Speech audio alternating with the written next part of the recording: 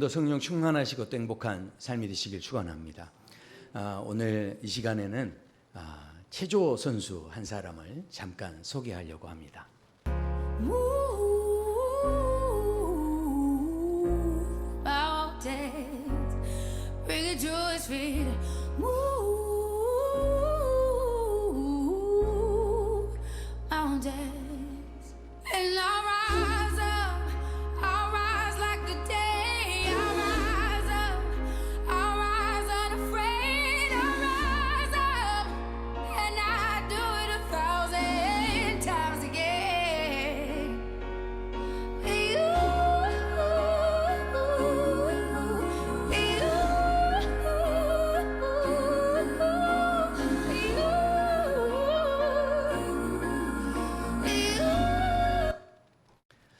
네, 시몬 바일스라고 하는 체조 선수입니다. 굉장히 어릴 때 불우한 환경에서 아버지가 누군지도 모르고 알코올 중독자인 그 어머니에게서 그렇게 태어난 선수. 키도 한 140 몇 센치 정도 됩니다. 그러니까 키도 굉장히 작은 이제 그런 선수죠. 그런 환경 속에서 체조에 대한 꿈을 가지고 어릴 때부터 체조를 해서 지금은요 그 리우 올림픽에서 아주 그 두각을 나타내서 많은 사람들에게 주목을 받는 미국 선수입니다. 그런데 이 선수가 금메달을 독차지한 거예요. 거의 금메달을 그렇게 많이 이제 휩쓸듯이 이렇게 따게 됐는데 이 리우 올림픽에서 그런 두각을 보였던 이 시몬 바일스가 도쿄 올림픽 2020년이었죠. 2020년 도쿄 올림픽에서 경기 중에 단체전을 이렇게 하고 있는데 갑자기 경기를 자기 더 이상 이제 하지 않겠다라고 선언을 하게 됩니다. 사람들은 뭐가 부상을 입었나 보다 생각했는데 부상 당한 게 아니었습니다. 자기 마음 상태가 지금 준비가 안 됐다는 거예요. 그래서 자기가 부상을 당할지 모르기 때문에 그래서 더 이상 자기는 경기를 할 수 없다 이렇게 기권을 해버리는 이제 이런 일이 있었습니다. 그때 인터뷰를 하는데 인터뷰 내용이 그거였어요. 내 정신 건강에 내가 도움이 되는, 그래서 나를 위한 좀 결정을 하고 싶다 이런 이야기를 하면서 내가 이것을 좀 즐기면서 정말 즐겁게 하고 싶은데 그런데 지금 그럴 수 있는 상황이 아니다라는 거죠. 분명히 이 올림픽을 통해서 내게 주신 그런 어떤 꿈을 이루고 내가 정말 이거 즐겁게 하기를 원하는데 지금 어느새 내가 다른 사람을 기쁘게 하기 위해서 이걸 하고 있다 보니까 마음에 너무 부담이 돼서 나 이거 못하겠다 하면서 중단을 해버린 겁니다. 물론 세계적인 많은 선수들이 올림픽 경기에 참여하면서 그 어떤 중압감, 부담감들을 다 이기고서 극복하는 것, 그것도 너무나 훌륭한데 그런데 너무 놀라운 것은 그 상황 속에서 이게 정말 나에게 지금 즐거움이 되지 못하고 있어요 라고 하면서 그것을 이렇게 중단해버린다는 것은 정말 대단한 용기 아니고서는 이렇게 할 수 없다라는 거죠.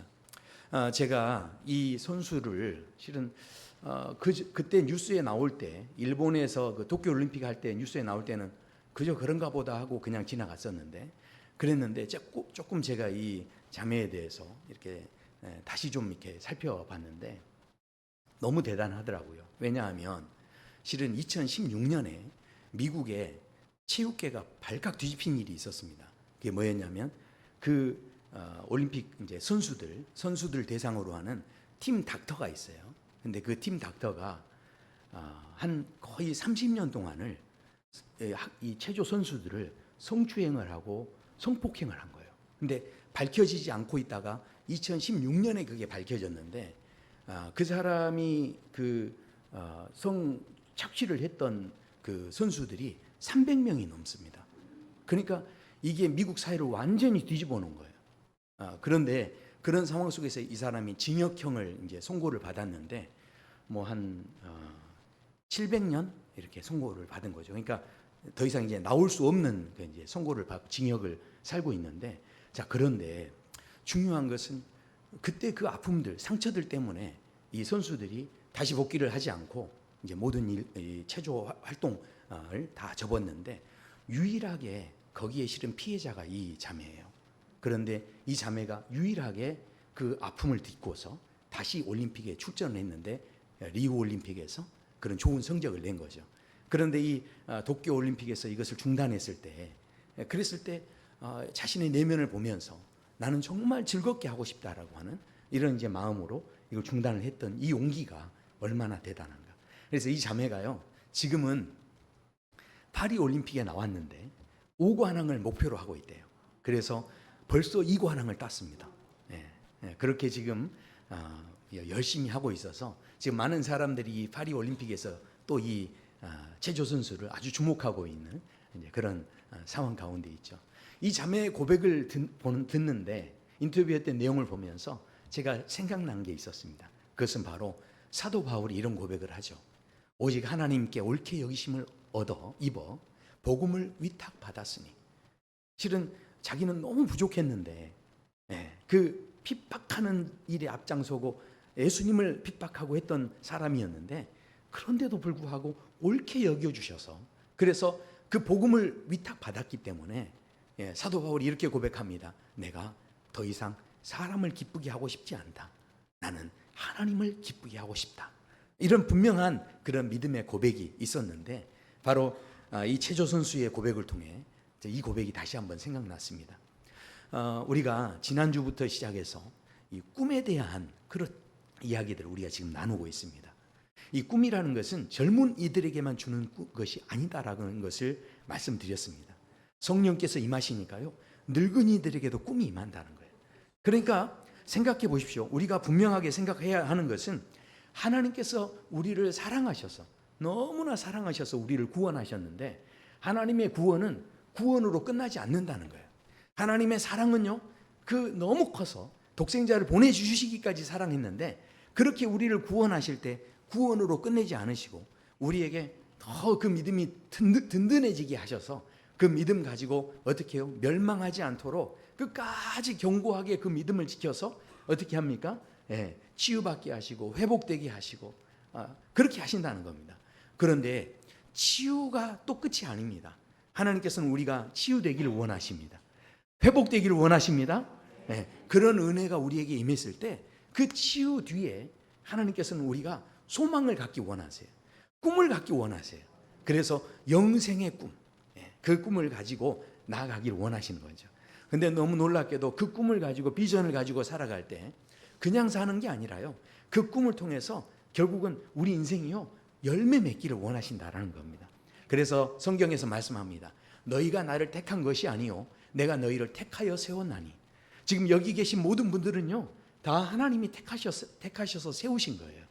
이는 너희로 가서 열매를 맺게 하고 또 너희 열매가 항상 있게 하여 내 이름으로 아버지께 무엇을 구하든 다 받게 하려 함이니라. 그러니까 하나님께서 우리를 부르신 목적이 뭐냐면 열매를 맺게 하기 위해서 부르셨다라는 겁니다. 그러니까요, 진짜로 예수님 만난 사람 특징이 뭐겠습니까? 진짜 예수님 만난 사람은요, 그 마음에서 계속 꿈이 살아나는 거예요. 계속 소망이 살아나게 되어진다라는 겁니다. 그래서요, 이 말씀에 보면 우리가 참 열매 맺어야 되는데, 그런데 지금 이 현대를 살아가는 모든 사람들이 열매 맺기 어렵게 된 사회 속에서 실은 살고 있다라는 겁니다. 왜냐하면 현대 사회는요, 계속해서 무한 비전을 외치는 사회이기 때문에 그렇습니다. 그래서 신발을 파는 그 신발 선전도요, 이 Just Do It 그걸 이야기합니다. 그러니까 우리는 뭐든지 할 수 있어, 이것을 외치는 슬로건으로 이야기하는 그런 시대 속에 우리는 살아가고 있다라는 겁니다. 그러니까 아무리 이렇게 거지의 삶을 산다 해도 이 사람도 얼마든지 대통령 될 수 있어. 그러니까 이것이 얼마든지 가능할 수 있어. 이것에 대해서 무한한 가능성에 대해서 무한한 성공이 너희 앞에 있다. 아무리 내가 흙수저였어도 얼마든지 또 달라질 수 있다. 이것을 계속 강조하고 그것에 대해서 요구받는 삶을 실은 우리가 살고 있다라는 거죠. 그래서 많은 사람들이요, 너무 분주하게 움직이는 거예요. 실은 한국 사회는 더 열심히 살아갑니다. 그래서 최선을 다해서 이것도 하고 저것도 하고 많은 것들을 하기 위해서 살아가는데, 그런데 성경에서는 분명히 말씀합니다. 그런 삶을 사는 것은요, 오히려 피곤할 수 있다는 거예요. 그렇게 살아가는 삶은요, 자칫하면 입만 무성해지고요, 알고 보니 열매는 하나도 없는 그런 나무가 되어질 수 있다는 것을 우리에게 말씀합니다. 그러니까 생각해 보십시오. 하나님께서는요, 우리가 정말로 열매 맺기 위해서는 무엇이 필요하느냐? 우리 인생이 절대로 무거워서는 안 된다라고 말씀합니다. 그래서 요한복음 15장에 다시 보시면 15장 2절에 보면 무릇 내게 붙어 있어 열매를 맺지 아니하는 가지는 아버지께서 그것을 제거해 버리시고 무릇 열매를 맺는 가지는 더 열매를 맺게 하기 위하여 그것을 깨끗하게 하시느니라. 그러니까 무슨 이야기입니까? 더 열매를 맺으려면요, 쓸데없는 걸 다 잘라내야 한다는 거예요. 전지 작업이 필요하다는 거죠. 그러니까 너무 무겁게 이것저것 다 하려고 하면 열매 맺히기가 실은 어렵다라는 겁니다. 그래서 다윗이 실은 자신의 인생 가운데 자기를 정말 즐겁게 하고 기쁘게 하고 행복하게 하는 일이 있음을 시편에서 고백을 하는데, 그 대표적인 고백 중에 하나가 뭐냐면 이 이야기예요. 허물의 사함을 받고 자신의 죄가 가려진 자는 복이 있도다. 그러니까 다윗도 그렇게 허물이 많고 실수가 많았지만 자신이 열매 맺는 삶을 살 수 있고, 그래도 이렇게 지금 낙심하지 않고 기쁘게 살 수 있는 이유가 있는데, 그게 뭐냐면 하나님이 허물을 가려주셨다는 거예요. 그러니까 우리가요, 죄 사함을 받지 않습니까? 죄 사함을 받아야 마음이 가벼워지고 그 다음에 우리가 열매 맺는 자리로 나아갈 수 있다는 거죠. 정말 기쁘게 살기 원하십니까? 행복하기 원하십니까?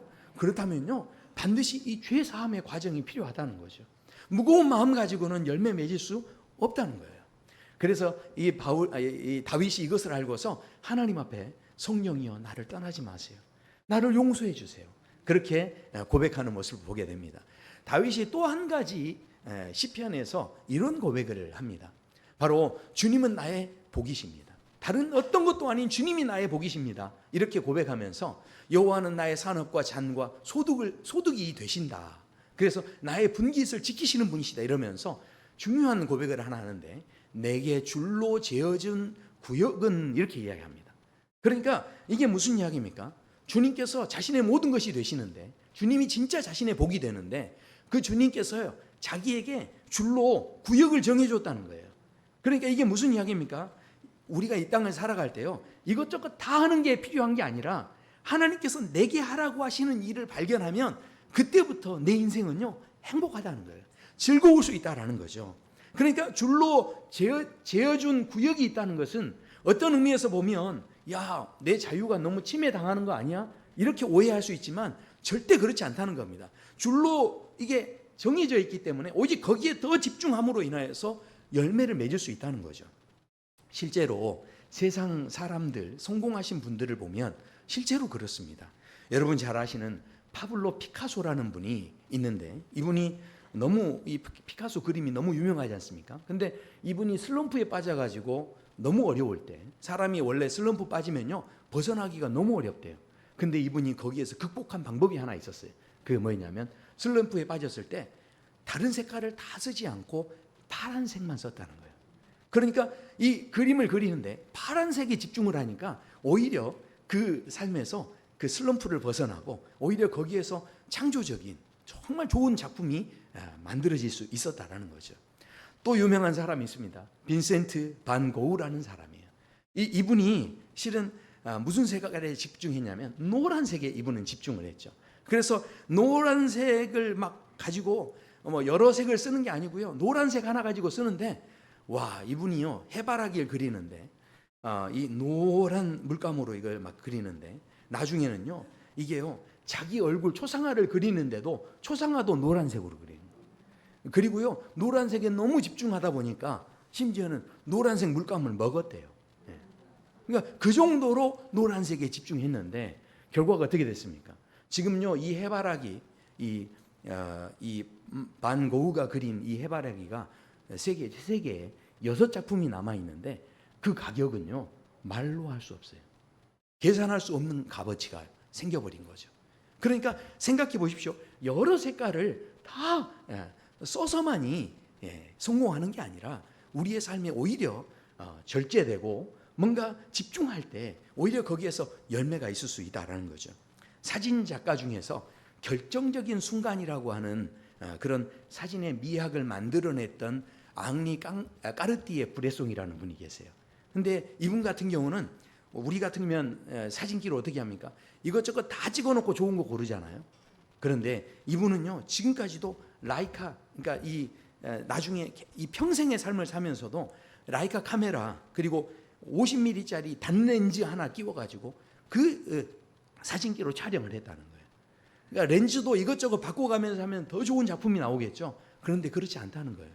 이분의 그 작품 가운데 보면 세상에 비 오는 길을 걸어가는 저 사람을 찍었는데 마치 물 위를 걷는 것 같은 순간을 포착을 해버린 거죠.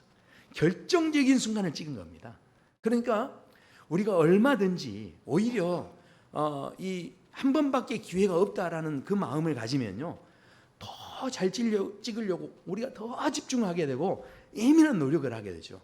근데 저도 어렸을 때 그런 기억이 있어요. 그 필름 카메라는 이게 찍으면 이게 끝나는 거 아닙니까? 그러니까 어떻게든 더 잘 찍으려고 이렇게 노력했던 그런 어떤 일들을 생각하게 됩니다. 그래서 찍으려고 했다가 어떻게 됩니까? 옷이 비틀어져 있으면 다시 가서 옷도 좀 맞춰주고 이렇게 하면서 이걸 막 했는데 지금은 어떻게 합니까? 대놓고 누르기만 합니다. 그냥.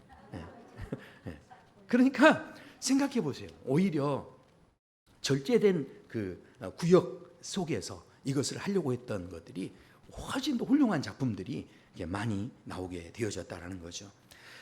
오늘 본문에 요셉이라고 하는 사람이 아버지의 심부름을 이제 바꿔서 순종하면서 형들을 찾아 나섰습니다. 우여곡절 끝에 형들을 찾을 수 없었지만 그러나 포기하지 않고 성실하게 이 형들을 찾는 끝까지 그 자리에 가서 찾게 되는데, 그러나 그 동생이 온다는 이야기를 듣고서 이 형들이 그 동생을 보자마자 이 형들이 무슨 이야기를 하냐면 야 오늘 저놈을 죽이자 이렇게 이야기를 했다라는 겁니다. 그러면서 이렇게 이야기합니다. 꿈꾸는 자가 오는도다. 그러니까 왜 형들은 이 요셉을 보고서 이런 악한 생각을 하게 됐겠는가 하는 겁니다. 이 요셉을 붙잡아서 구덩이에 집어넣고 죽이려고 그렇게 생각을 하는데 그 이유가 무엇이었느냐? 20절에 이렇게 이야기합니다. 자, 그를 죽여 한 구덩이에 던지고 우리가 말하기를 악한 짐승이 그를 잡아먹었다 하자. 완벽한 범죄를 다 이렇게 만든 거죠. 자, 그런데 그때 그 뒤에 뭐라고 하냐면 그의 꿈이 어떻게 되는지를 우리가 볼 것이니라. 그러니까 지금 물론 이 아버지의 편애를 받고 뭐 여러 가지 이유가 있었겠지만 그러나 이들이 지금 이 악한 생각을 한 것은 도대체 이놈이 자기가 꿨던 꿈을 가지고 우리에게 이야기했는데 이 꿈이 어떻게 이루어지는지 한번 보자. 그러면서 이 요셉을 죽이려고 했다라는 겁니다. 자, 그렇다면 생각해 보십시오. 요셉은 얼마나 억울합니까? 자기가 아니 그 집에 그렇게 태어날 줄 어떻게 알았어요? 그 아버지한테 그런 사랑을 받을 줄 어떻게 알았겠습니까? 그리고 자기는 가만히 있어서 꿈을 꾼 거지. 아니 꿈을 우리가 꾸고 싶다고 꾸어집니까 그게? 하나님께서 그냥 꾸게 해주셔가지고 꾸게 된 거고, 그 다음에 그 꿈을 어떻게 합니까? 다 그 꿈을 그냥 순수한 마음으로 그냥 알려준 거죠. 이제 형들에게 이야기, 너무 신기하니까 자기도 이야기한 거죠. 뭐 그 꿈을 가지고 형들의 뭐를 막 뺏으려고 한 것도 아니고 형들을 막 무시해서 그렇게 한 것도 아니다라는 거죠. 그냥 하나님께서 꾸게 하시니까 꿈을 꿨던 것 뿐입니다. 그런데 그 꿈 때문에 무슨 일이 일어난 겁니까? 이런 박해를 받고 죽음의 어떤 위기를 당하는 이런 자리까지 가게 됐다는 거죠. 그런데요, 너무 놀라운 것은 이것은 요셉에게만 있는 일이 아니었다라는 겁니다. 하나님을 사랑하고요, 하나님 앞에 더 멋지게 이렇게 나가려고 하는 그 꿈을 가졌던 사람들은 하나같이 이런 일을 당했다는 거예요. 예를 들면 아벨이라고 하는 사람이 하나님 앞에 하나님을 기쁘시게 하기 위해서 제사를 드리려고 나아갔는데, 그런데 그것 가지고 가인의 마음을, 형 마음을 막 상하게 하려는 목적이 있었던 게 전혀 아니었어요.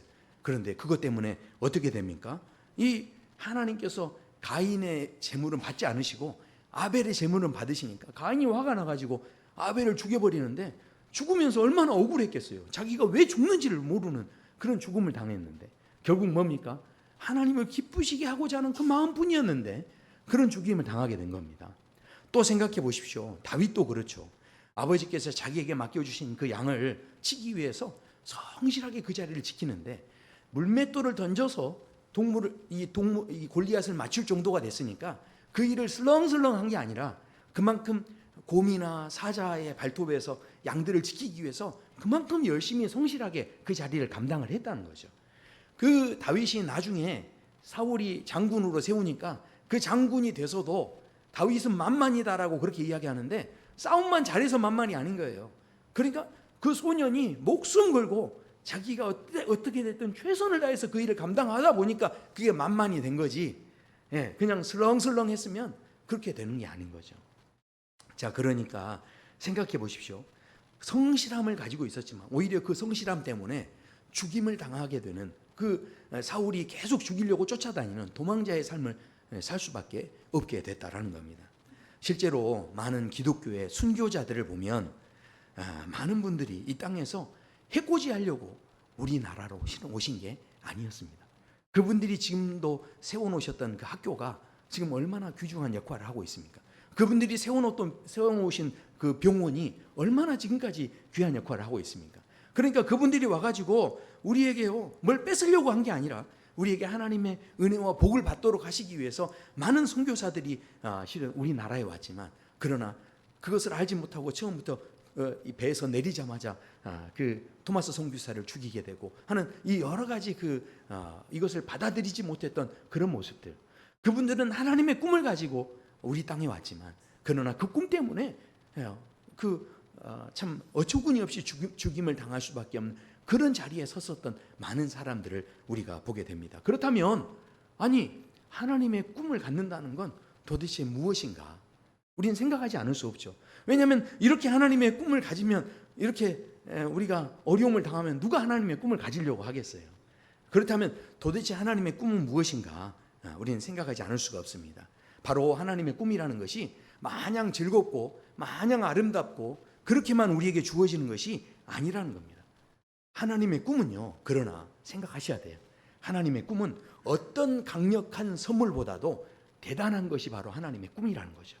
하나님의 꿈이 임하는 곳은요, 이게 놀라운 일들이 있다는 거예요. 왜냐하면 하나님의 꿈이 너무나 대단하고 너무나 위대하고 강력한 우리에게 주는 선물이기 때문에 그래서 악한 권세들은요, 이것에 대해서 굉장한 자극을 받고 악한 권세들은 이게 치명적인 일이 된다는 거예요. 그러니까 하나님의 꿈이 임하는 곳에 대해서 반드시 사단은 가만히 있지 않고 방해하려고 한다는 거죠. 우리 성도님들도 내가 정말 이제 신앙을 그만두고 있었던 분들이 내가 이제 다시 하나님께 돌아가야 되겠다 마음 먹고 그렇게 이제 하나님 앞에 가겠다고 그러면 그날 꼭 약속이 생겨요. 그날 꼭 어려움이 생깁니다. 그러니까 하나님 앞에서요 정말 하나님의 꿈과 은혜가 임할 때 보면요 방해하는 게 있다니까요. 그러니까 생각해 보십시오. 초대교회 성도들에게 하나님의 꿈이 임하니까 성령이 임하고 꿈이 임하니까 초대교회 성도들에게 아무 일도 안 일어난 게 아니에요. 오히려 그 꿈이 임함으로 인하여서 그들에게 더욱 박해가 시작되고 그들에게 방해가 시작되고 그들에게 핍박이 시작되는 그런 모습들이 있었다라는 거죠. 그렇게 보면 하나님께서 지금 요셉에게 꿈을 주셨다라고 하는데 이 꿈은 마치 전쟁터 같은 그런 일들을 이렇게 맞이하게 하는 꿈이었다라는 거죠. 자, 그래서 성경에서는 분명히 우리에게 말씀합니다. 우리가요 그렇기 때문에 하나님의 전신갑주를 입어야 한다라고 그렇게 말씀을 합니다. 자, 그런데 우리는 어떻습니까? 하나님의 전신갑주를 입어도요 다 뭐합니까? 내가 복 받으려고 입는 거예요. 지금은요 우리는요 너무나 은혜로운 시대에 살고 있는 겁니다. 그래가지고 제가 지금 교회에서도 2주 연속 꿈에 대해서 이야기하고 비전에 대해서 이야기하는데 다 제가 아무리 꿈을 외쳐도요 속으로 어떻게 생각하시냐면 맞아 내가 그 꿈을 가지고 더 잘 살고 더 복을 받고 내가 더 잘 돼가지고 하나님께 영광 돌리는 그런 꿈만 생각하는 거예요. 그러니까 저도 모르게 가서 복권 사고 그러시잖아요. 이게 다 뭡니까? 하나님께 어떻게 됐든 자기가 이렇게 잘 돼가지고 하나님께 영광이 된다라는 그런 꿈을 갖고 있는 거예요. 그러나 하나님께서 생각하시는 꿈은요 단순히 이 땅에서만 잘 되는 꿈을 이야기하시는 게 아닙니다.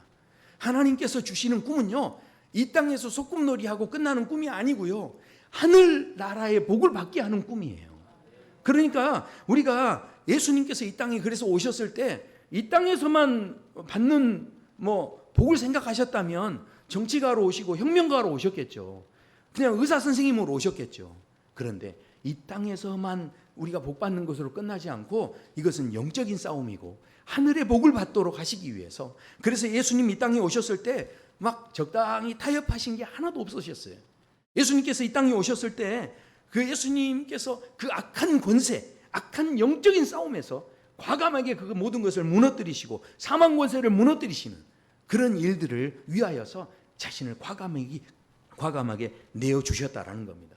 그러니까 이런 모습을 사단이 얼마나 싫어하겠어요. 많은 사람들이 죄에 눌려 있었는데 예수님 때문에 그 죄에서 다 벗어나게 되고 자유하게 되고 치유하게 될 때 이 사람들이 막 미치도록 괴로운 거죠.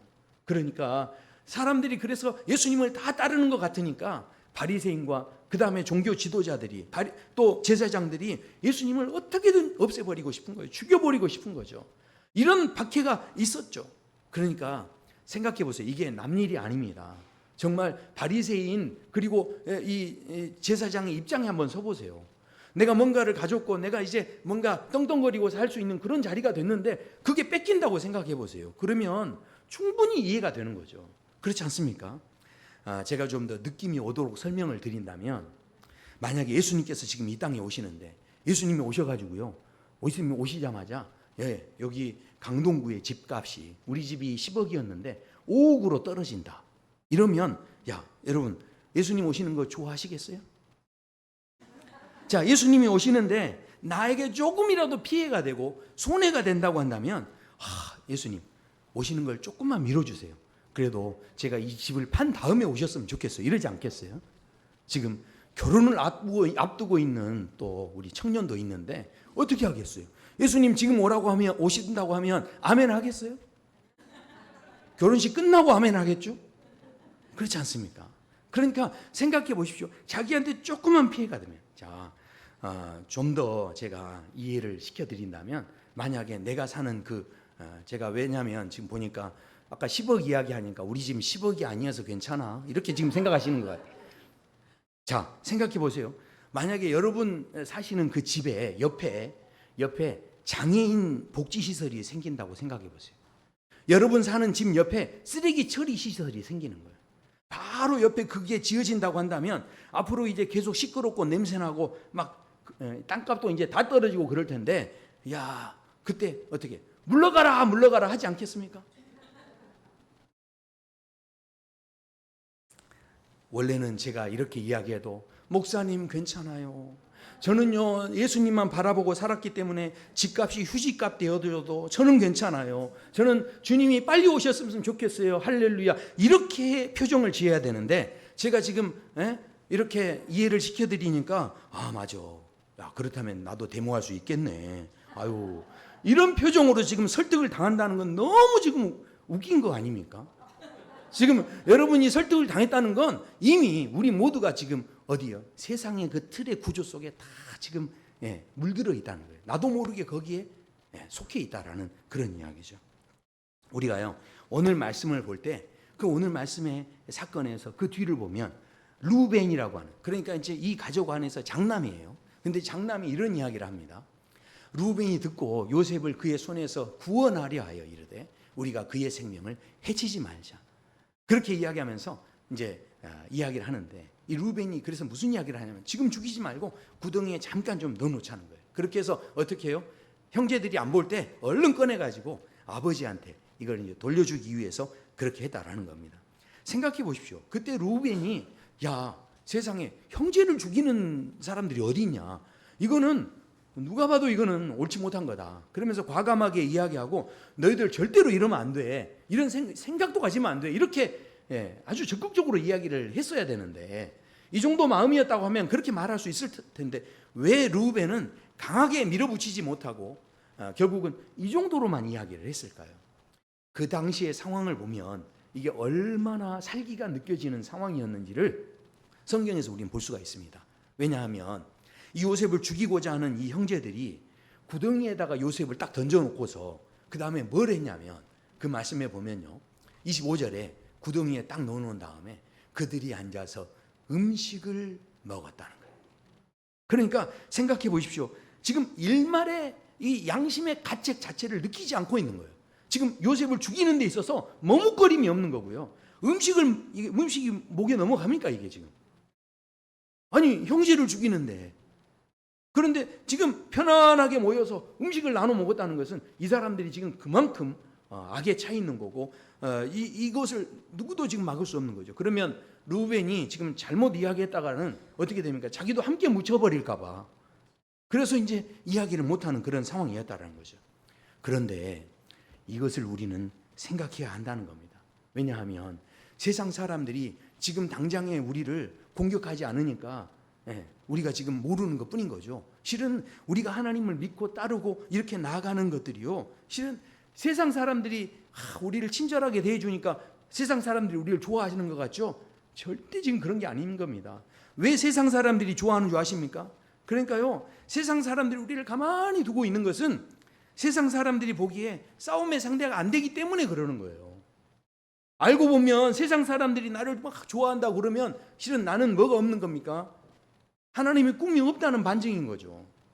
하나님의 꿈이 임하면요, 반드시 거기에 뭐가 있냐면 핍박이 있다니까요. 어려움이 있었다니까요. 초대교회에 하나님의 꿈이 임하니까 그 사람들을 방해하는, 그 사람들을 막아서려는 사람들이 있었다라는 겁니다. 그러니까 생각하셔야 돼요. 제가 지금 하나님의 꿈이 임하면 손해본다고 그러니까 지금 다 아멘을 안 하시잖아요. 그런데 지금 잘 생각하셔야 돼요. 하나님의 꿈이 임하는 것은요, 절대로 멀리 보시면 절대로 우리가 손해보게 하는 것이 아닙니다. 르우벤이 이게 긍휼한 마음이 들었을 때 어찌됐든 자기가 좀 손해를 보더라도 한 걸음을 더 좀 나갔었다고 한다면, 그랬다면 르우벤은요 아마 복을 받았을 거예요. 그런데 르우벤이 여기에서 머뭇거리지 않습니까? 원래는 르우벤이 장자의 복을 받을 수 있는 자리에 있었어요. 그런데도 불구하고 이런 머뭇거림이요 이후에도 계속됩니다. 그러다 보니까 단호하게 그것을 끊어버리지 못하는 일들이 계속되다 보니까 르우벤이 어떻게 되냐면 나중에는 장자의 자리에 있었지만 장자의 복을 받지를 못합니다. 그런데 이런 악한 일이 있은 뒤에 나중에 이 형제들 중에서 유다라고 하는 아들이 있었는데, 유다가요 자기의 목숨을 담보로 내놓고서 형제를 지키기 위해서 모든 일을 자기가 책임지겠다라고 하고 나서기 시작합니다. 그 한 걸음 나섰을 때 그 유다를 하나님께서 귀하게 보시고 그 유다가 바로 이 집안의 장자의 복을 받게 해버리세요. 그러니까 지금 생각해 보십시오. 이것 지금 당장 손해보는 것 자체가요, 이게 손해가 아니라니까요. 하나님의 꿈을 갖는 것 자체가 절대 우리에게 우리에게 뭐 나쁜 게 아닙니다. 이게 얼마나, 왜냐하면 우리 이렇게 막 이야기를 해도 우리 성도님들이 머뭇거리니까 제가 지금 당황이 돼가지고 더 이상 이 말이 안 나오는 것 같습니다. 생각해 보십시오. 자, 요셉에게 하나님이 꿈을 주셨는데, 그런데 그 꿈에 대해서 요셉의 형제들은 굉장한 오해를 하고 있는 거예요. 왜냐하면 하나님께서 요셉에게 꿈을 주셨는데 그 꿈 때문에 야, 요셉에게만 그런 꿈을 줘? 그러면서 자기는 이제 피해를 당하고 자기는 이제 손해를 입고 저 어린 놈한테 내가 인사를 해야 되고 이러는구나, 그러면서 그렇게 오해를 하고 있었던 거예요. 그런데 생각해 보십시오. 실제로 이 요셉의 꿈이 이루어졌을 때 무슨 일이 일어납니까? 요셉에게 절을 한다고 했는데 요셉이 그러면 절을 받고서 형제들을 다 잡아 없앴습니까? 절을 받고 난 다음에 형제들 걸 다 뺏었습니까?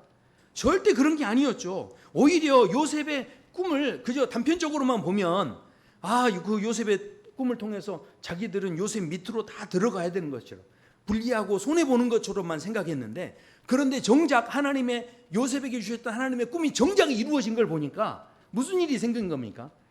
자기 가족만 구원한 게 아니라 모든 민족을 다 구원하게 하는, 실은 이웃나라 애국까지도 다 그 가뭄과 흉년에서 이게 다 건져주시는 놀라운 은혜가 바로 이 꿈의 역사 속에 있었다라는 것입니다. 그렇다면 생각해 보십시오. 요셉의 꿈은요 결국은 요셉의 꿈이 아니었고 모두를 구원하시기 위한 하나님의 꿈이었다라는 겁니다. 자, 그렇다면 생각해 보십시오. 이 요셉의 꿈에는요 요셉만 출연자가 아니었다는 거예요. 바로 그 주변에 있는 형제들도 함께 출연을 시키신 거예요, 하나님께서. 그러면 거기에서 각자 해야 할 역할이 있는 건데, 나는 손해봤다, 나는 나한테는 꿈을 안 줬다, 그러면서 어떻게 합니까? 에이, 나만 무시했다, 이렇게 생각하면서 자기들이 막 손해봤다고 생각하면서 거기에 대해서 기분 나빠하기만 했지, 정말 믿음의 걸음을 걷기 위해서 자기의 역할을 감당하는 데 있어서는 아무것도 하지를 않았다라는 거죠.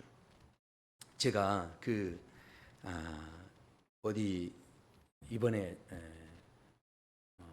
골프 그 소식을 보니까 골프 소식에 넬리 코다라고 하는 미국 선수인데 실은 우리나라 이렇게 선수 같은 것 같아요. 아마 재미교 본 것 같은데. 근데 이 넬리 코다라고 하는 이 여인이 세계 1위래요. 골프 이번에 이제 순위가 그렇게 됐다는 거예요. 그런데 그 넬리 코다가 그런 이야기를 해요.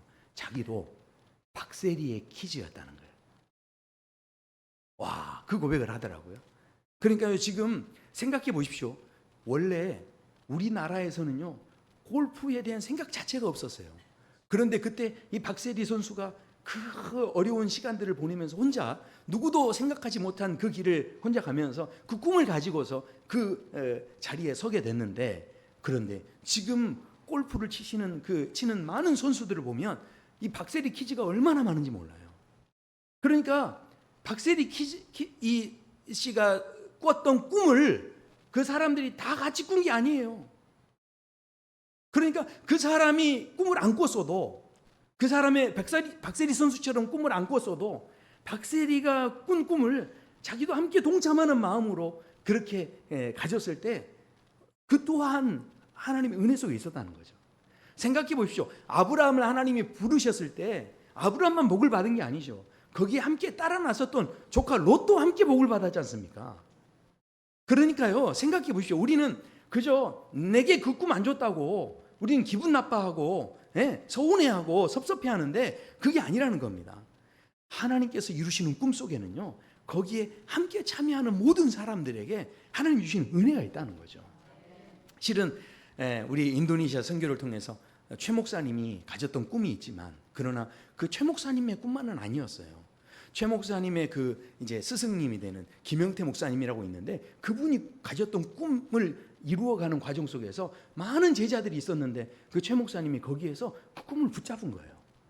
그 꿈을 자기가 함께 발맞춰 이루어 보겠다고 한 거죠.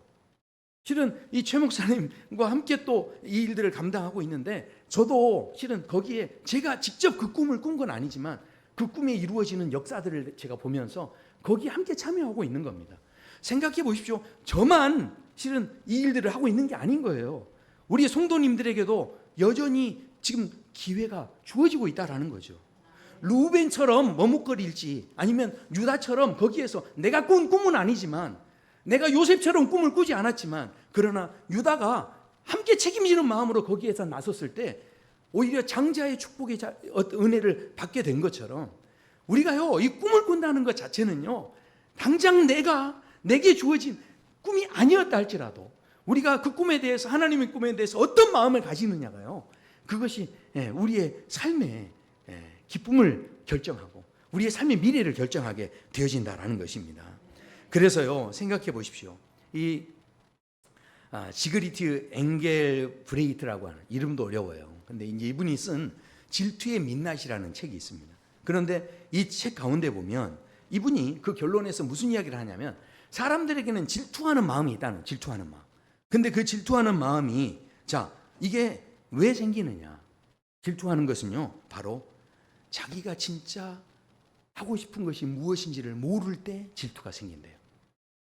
그러니까 누군가가 주방에서 막 일을 하면, 그래 칭찬을 받으면 거기에 막 질투를 하는 거예요. 그런데 뭡니까? 교회에서 주방에 일하는 분만 있습니까? 안내 서시는 분도 있잖아요. 그러니까 생각해 보십시오. 내가 선 그 자리, 내가 맡은 그 자리에서 내가 해야 할 일이 무엇인지 그것에 대해서 분명한 비전이 있고 꿈이 있는 사람은요, 질투할 필요가 없는 거죠. 그러나 자신의 삶이, 지금 자신의 꿈이 무엇인지 이것이 분명하지 않으니까 항상 뭐가 생기는 겁니까? 여기를 가도 질투 생기고 저기를 가도 질투가 생기고, 그래서 이것도 해보고 저것도 해보고 결국은 입만 무성하게 되는 그런 인생이 될 수밖에 없다라는 거죠. 예수님께서 그래서 이렇게 말씀합니다. 아버지께서 내게 하라고 주신 일을 내가 이루어 아버지를 이 세상에서 영화롭게 하였사오니. 사랑하는 성도 여러분, 우리에게는요, 실은 꿈이 있어요. 내가 직접 꾸지 않았더라도 예수님께서 그 꿈을 가지고 우리에게 요청하셨습니다. 제자를 삼는 제자가 되어라. 그게 바로 예수님의 꿈이었죠. 우리가 직접 꾼 꿈은 아니었습니다. 그러나 그렇게 할 때 세상 끝날까지 내가 너희와 함께 하리라 말씀하고 계십니다.